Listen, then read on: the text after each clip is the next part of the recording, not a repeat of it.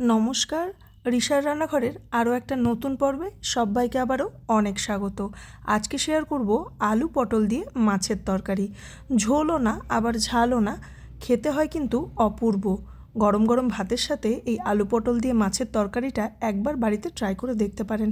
রেসিপিটি আমি আমার মতন করে করেছি। সম্পূর্ণ ভিডিওটি দেখার একটা ছোট্ট এবং আন্তরিক অনুরোধ রইল সবার কাছে।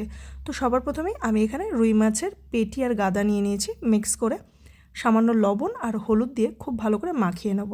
আমি রুই মাছটা ব্যবহার করেছি, আপনারা চাইলে আপনাদের পছন্দ অনুযায়ী ভেটকি মাছ বা কাতলা মাছ দিয়েও এই রেসিপিটাকে তৈরি করে নিতে পারেন।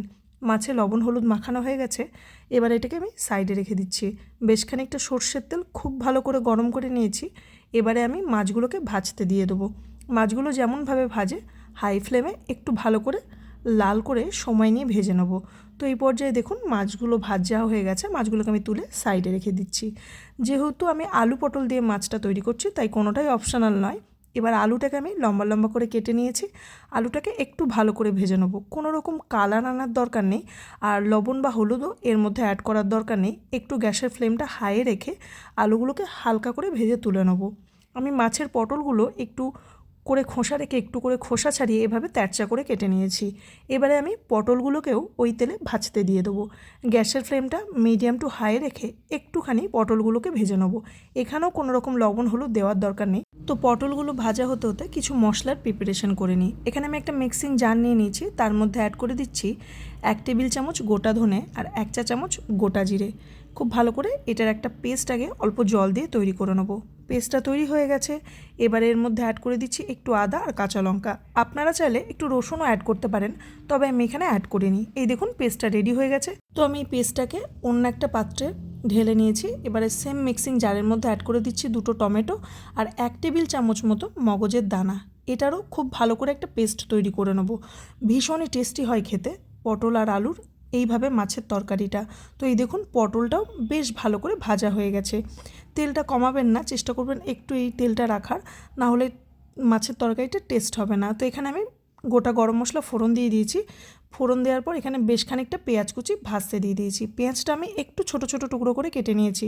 পেঁয়াজটাকে একটু লাল করে ভেজে নেব। তো এই পর্যায়ে দেখুন পেঁয়াজটা একটু লাল করে ভাজা হয়ে গেছে। এবারে এর মধ্যে অ্যাড করে দেবো একটু টমেটো কুচি। হাফ টমেটো আমি এর মধ্যে ছোট ছোট টুকরো করে কেটে অ্যাড করে দিয়েছি। খুব ভালো করে মিক্স করে নিয়ে মিডিয়াম টু হাই ফ্লেমে একটু ভেজে নিলাম। এবারে যে বাটা মশলাটা তৈরি করেছিলাম জিরে দেওয়া, সেটাকে অ্যাড করে দিচ্ছি। এটাকে খুব ভালো করে মিক্স করে নেব আর 3 থেকে 4 মিনিট মতো লো টু মিডিয়াম ফ্লেমে এটাকে রান্না করে নেব। তো এই পর্যায়ে দেখুন এই মশলাটা বেশ ভালো মতো রান্না হয়ে গেছে। আর এবারে অ্যাড করে দেবো টমেটোর পেস্টটা, সামান্য জলও অ্যাড করে দেবো। আর এখানে আমি একটা বাটির মধ্যে আরেকটা মশলা তৈরি করে নিচ্ছি। লবণ, চিনি স্বাদ মতো দেবেন, চিনিটা অপশনাল নয়, একটু দেবেন, খেতে ভালো লাগবে। কাশ্মীরি লঙ্কার গুঁড়ো আর হলুদ গুঁড়ো আর সামান্য জল দিয়ে আর একটু অল্প গরম মশলার গুঁড়ো অ্যাড করেছি।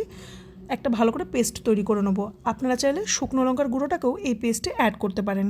তো এবারে মশলার পেস্টটাকে আমি কড়াইয়ের মধ্যে দিয়ে দিলাম। তারপর সমস্ত কিছুকে খুব ভালো করে মিক্স করে নিচ্ছি। এবারে মশলাটা খুব ভালো করে কষিয়ে রান্নাটাকে করে নিতে হবে। মশলাটা একটু ধৈর্যের সঙ্গে কষাতে হবে, যেহেতু বাটা মশলা একটু হতেও সময় লাগে, তাই ধৈর্যের সাথে একটু ভালো করে কষিয়ে নিতে হবে। তো এই পর্যায়ে দেখুন বেশ ভালো মতো মশলাটা কষানো হয়ে গেছে, তেলটাও ছেড়ে দিয়েছে। তবে আমি এর মধ্যে আলু আর পটল দিয়ে আরও একটুখানি কষিয়ে নেবো। খুব সামান্য জল অ্যাড করে দেবো যাতে মশলাটা তলায় লেগে না যায়। তারপর খুব ভালো করে মিক্স করে নিচ্ছি। এবারে গ্যাসের ফ্লেমটা আবারও লোতে রেখে এটাকে একদম তেল ছাড়া অবধি রান্না করে নেব। যেহেতু বাটা মশলার তরকারি, আগেও বললাম একটু সময় নিয়ে ধৈর্য ধরে কষাতে হবে, নাহলে তরকারির টেস্টটা আসবে না। তো এই দেখুন এই পর্যায়ে ভালো মতো মশলাটা কষানো হয়ে গেছে। এবারে আমি এর মধ্যে অ্যাড করে দেবো পরিমাণ মতো গরম জল। আলু আর পটল আর একটু সামান্য সেদ্ধ হওয়া বাকি, আর মশলার সাথে ঝোলটা ফুটলেও ভালো লাগবে। মাছটাও দেওয়া বাকি আছে। তারপর সমস্ত কিছু খুব ভালো করে মিক্স করে নিয়ে গ্যাসের ফ্লেমটা মিডিয়াম টু লোতে রেখে একটু ভালো করে ফুটিয়ে নেব। তো এই পর্যায়ে দেখুন ভালো করে ফুটে গেছে। এবারে আমি এর মধ্যে অ্যাড করে দিচ্ছি আগে থেকে ভেজে রাখা মাছের পিসগুলো। তো এবারে সমস্ত কিছুকে খুব ভালো করে মিক্স করে নেব। মিক্স করে নিয়ে গ্যাসের ফ্লেমটা লোতে রেখে 10 থেকে 12 মিনিট মতো রান্না করে নেব। তো ফিরে আসছি 10 মিনিট পর। তো এই দেখুন খুব ভালো মতো সমস্ত কিছু সেদ্ধ হয়ে গেছে। এবার এটাকে নামিয়ে নেওয়ার পালা। সবশেষে আমি একটু অল্প ধনেপাতা কুচি অ্যাড করে দিলাম, এটা অপশনাল, আপনারা চাইলে স্কিপ করতে পারেন। এবারে গরম গরম ভাতের সাথে এই আলু পটলের তরকারিটা পরিবেশন করুন, ভীষণই টেস্টি হয় খেতে। আর এভাবে একবার আলু পটলের ঝোল না বানিয়ে আলু পটল দিয়ে এই মাছের তরকারিটা একবার বাড়িতে বানিয়ে দেখতে পারেন, বাড়ির ছোট থেকে বড় আশা করছি সকলে ভীষণ ভালো লাগবে। তাহলে রেসিপি ভালো লেগে থাকলে আমার চ্যানেলটিকে সাবস্ক্রাইব করে আমার পাশে থাকার অনুরোধ রইল সব্বার কাছে। ভিডিওটি এতক্ষণ দেখার জন্য সকলকে অনেক ধন্যবাদ।